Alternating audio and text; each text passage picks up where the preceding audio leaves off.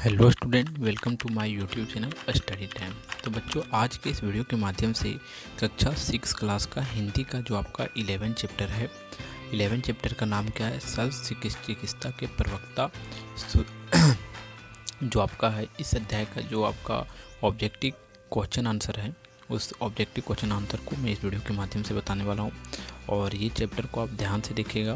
जो ये चैप्टर है आपके लिए बहुत इंपॉर्टेंट है, क्योंकि परीक्षा में ज़्यादा से ज़्यादा यही चैप्टर से मैंने देखा है कि क्वेश्चन ज़्यादा से ज़्यादा पूछे जाते हैं। ठीक है, तो इसका ऑब्जेक्टिव क्वेश्चन आप ध्यान से देखिएगा। तो चलिए देखते हैं, फर्स्ट क्वेश्चन की ओर पढ़ते हैं। लेकिन थोड़ा सा फर्स्ट क्वेश्चन की ओर बढ़ने से पहले आपसे एक रिक्वेस्ट है कि वीडियो को आप लास्ट तक देखिएगा, क्योंकि वीडियो के लास्ट में आपके लिए टेस्ट रखा गया है। आप उस टेस्ट का क्वेश्चन का आंसर आपको खुद देना है, और मैं देखूंगा कि कौन कौन बच्चे उस टेस्ट का क्वेश्चन का आंसर दे पाते हैं। और अगर नहीं जानते हैं उस टेस्ट का क्वेश्चन का आंसर, तो आप कमेंट कीजिएगा। उस टेस्ट में आपसे 5 से 6 क्वेश्चन पूछे जाएंगे, उसका आंसर देना है। तो देखिए, फर्स्ट क्वेश्चन क्या पूछा जाता है आपसे। कहा जाता है कि वाराणसी किस नदी के किनारे बसी हुई है। तो आपको पता होगा, गंगा नदी के किनारे वाराणसी जो है सो बसी हुई है। अगला प्रश्न आता है आपके सामने। कहा जाता है कि सुरसित संहिता में कितने स्थानों का उल्लेख किया गया है। सुरसित संहिता आपके लिए एक नया भाषा, मतलब नया वर्ड सुनने को मिल रहा होगा। तो ये क्या है?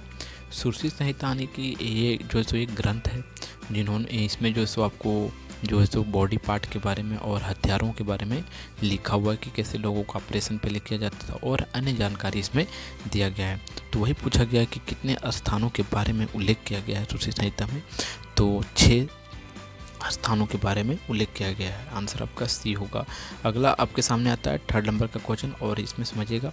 कहा जाता है कि सुरसित किस क्षेत्र के प्रवक्ता माने जाते थे। और ये जो सुरसित जो संहिता उनके नाम पर रखा गया है, वो जो सुरसित जो थे उन्होंने जो सो उन्हें सबसे ज़्यादा किस क्षेत्र में माना जाता था कि ये अपने किस क्षेत्र में जो सो एक्सपर्ट हैं।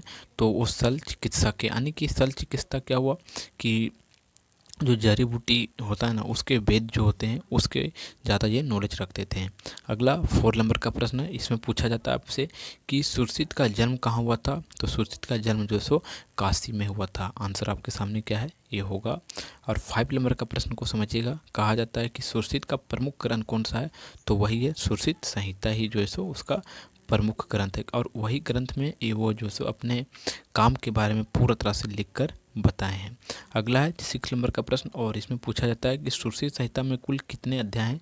तो कुल कितने अध्याय, 120 अध्याय सुरसित संहिता में। ठीक है, आपका आंसर सी होगा। और अगला 7 नंबर का क्वेश्चन है। इसमें पूछा जाता है आपसे कि सुरसित संहिता को कितने भागों में विभाजित किया गया है। तो सुरसित संहिता को जो है सो 6 भागों में विभाजित किया गया है। आंसर आपके सामने क्या होगा, बी होगा। और ये आंसर को भी आप ध्यान में रखिएगा। अगला 8 नंबर का क्वेश्चन आता है, और इसमें समझिएगा। कहा जाता है कि शल्य चिकित्सा के दौरान रोगी को बेहोश करने के लिए किसका उपयोग किया जाता था। जड़ी बूटी का। यानी कि पहले के ज़माने में जो शल्य चिकित्सा जो थे, वो क्या करते थे कि किसी को बेहोश करना हो, मतलब रोगी को, तो क्या करते थे, वो जड़ी बूटी के माध्यम से उसे बेहोश करते थे। अगला 9 नंबर का प्रश्न आता है, और इसमें पूछा जाता है कि सुरसित में कितने कितने शल्य यंत्र बताए गए थे। तो 300 डी होगा आंसर आपका, डी 300 जो सो शस्त्र के बारे में बताया गया था। अगला है 10 नंबर का, और 10 नंबर का क्वेश्चन समझने से पहले आपसे एक रिक्वेस्ट है कि अगर आप हमारा वीडियो यहाँ तक देख लिए हैं, तो वीडियो आपको पसंद आ रहा है तो आप वीडियो को लाइक ज़रूर कर दीजिएगा। और हमारे चैनल पर अगर आप नए हैं तो चैनल को सब्सक्राइब करना नहीं भूलिएगा, क्योंकि आपके जो क्लास के रिलेटेड वीडियो मैं हमेशा अपलोड करते रहता हूँ। तो आप इस चैनल को सब्सक्राइब कर लीजिए।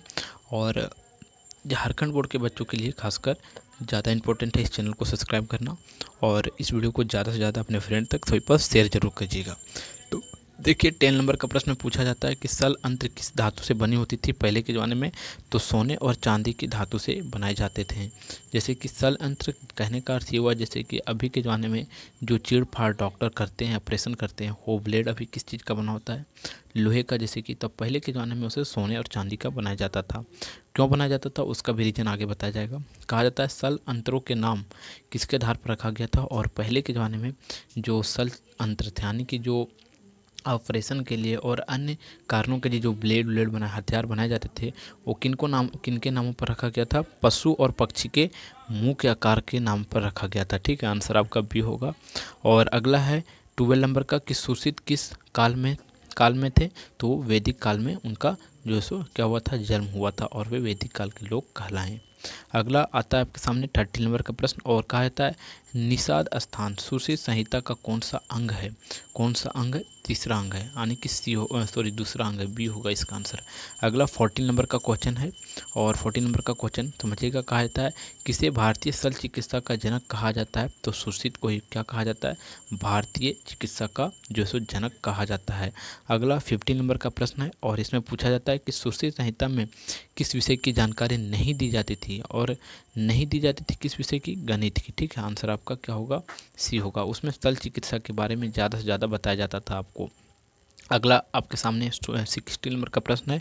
इसमें पूछा जाता है किस धातु से बने अंतरों का प्रयोग कमजोर धार की आवश्यकता पर होती थी? यानी कि सोने और चांदी की जो बनाई जाती थी हथियारें शल्य चिकित्सा के उपयोग में, उनमें जो कम भी धार अगर आप लगाते हैं तो पर भी जो वो बहुत दिनों तक अच्छा से चलता था और उससे ज़्यादा जो सो कार्य होता था। आपका आंसर क्या होगा इसका? सोने और चांदी का आंसर आपका होगा बी होगा, चांदी का। अगला 70 नंबर का प्रश्न है और इसमें पूछा जाता है आपके सामने प्रश्न है।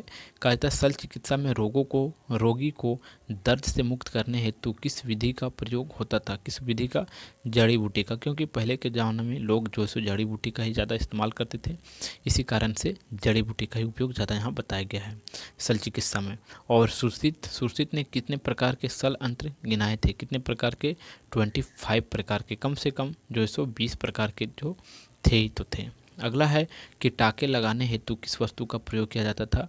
कि जब लोगों को टाके लगाया जाता था ऑपरेशन के बाद पहले के ज़माना में, तो रेसे का उपयोग किया जाता था उन्हें सिलने के लिए। ठीक है, अगला 20 नंबर का प्रश्न है और इसमें पूछा जाता है कि प्राचीन भारत में किस शहर को शिक्षा का बड़ा केंद्र माना गया था? किस शहर को? वाराणसी को। ठीक है, आपके सामने बी है इसका आंसर। और यहाँ से 21 नंबर का क्वेश्चन शुरू होता है जो आपके टेस्ट के क्वेश्चन है और 5 से 6 क्वेश्चन पूछे जाएंगे और इसका आंसर आपको स्वयं देना है। मैं देख पाता हूँ कि कौन कौन बच्चे इसका जो आंसर अपने से देते हैं और कौन बच्चे नहीं दे पाते हैं। वो जो आंसर नहीं दे पाएंगे वो कमेंट करके मैं पूछ लीजिएगा, मैं उनका आंसर जरूर दूंगा कमेंट में। तो देखिए 21 नंबर का क्वेश्चन में पूछा जाता है कि सुश्रुत संहिता किस भाषा में लिखा गया था? तो 4-5 भाषाएं आपके सामने है, इनमें से कौन भाषा में लिखी गई थी? अगर आप अध्याय को रीडिंग किए तो आपको पता होगा, और अध्याय रीडिंग नहीं किए हैं तो आपके लिए वीडियो के डिस्क्रिप्शन में लिंक दे दिया जाता है, तो वहाँ से आप जरूर देख लीजिएगा, तो आपको समझ में आ जाएगा कि कितने कि सुश्रुत संहिता जो सो किस भाषा में लिखा गया था। अगला कहा जाता है किस धातु का अंतर बहुत कठोर स्थानों पर प्रयोग होता है? किस धातु का? चांदी का। ठीक है, इसका आंसर आपको मतलब इसका आंसर हमें बताना नहीं चाहिए था, लेकिन चांदी का ही होगा, मैंने आंसर बता दिया। चलिए अगला हमारा 23 नंबर का प्रश्न है और इसमें पूछा जाता है आपसे कि शल्य चिकित्सा के बाद क्या देना आवश्यक बताया गया था? तो क्या 4 विकल्प है, इसका भी आंसर आपको स्वयं देना है। और 24 नंबर का प्रश्न है, समझिएगा। कहा जाता है कि सी मुँह किस प्रकार का अंतर था? और सी मुँह वाला जो अंतर था वो किस प्रकार का अंतर था? जैसे कि आपके सामने 4 विकल्प हैं, उनमें से कौन सा इसका आंसर होगा बताइए। और अगला आता है 25 नंबर और लास्ट नंबर का प्रश्न है ये टेस्ट का। तो पूछा जाता है इसमें कि सुश्रुत संहिता किस वेद से जुड़ी परंपरा का अंग मानी जाती है? तो किस परंपरा से? आंसर आपको स्वयं देना है। और इस प्रकार इस अध्याय का जो आपका ऑब्जेक्टिव क्वेश्चन जो था वो समाप्त होता है, और साथ ही साथ इसका जो आपका टेस्ट का प्रश्न था, टेस्ट का क्वेश्चन आंसर था, वो भी समाप्त होता है। तो इस प्रकार इस अध्याय का समाप्त होता है। तो अगर आपको वीडियो पसंद आया होगा तो आप वीडियो को लाइक ज़रूर कर देना आपको, और हमारे चैनल पर अगर आप नए हैं तो चैनल को सब्सक्राइब जरूर कर लीजिए और इस वीडियो को अपने फ्रेंड तक सभी पर ज़्यादा से ज़्यादा शेयर कीजिए। तो फिर मिलते हैं एक न्यू वीडियो में, तब तक के लिए जय हिंद, जय भारत।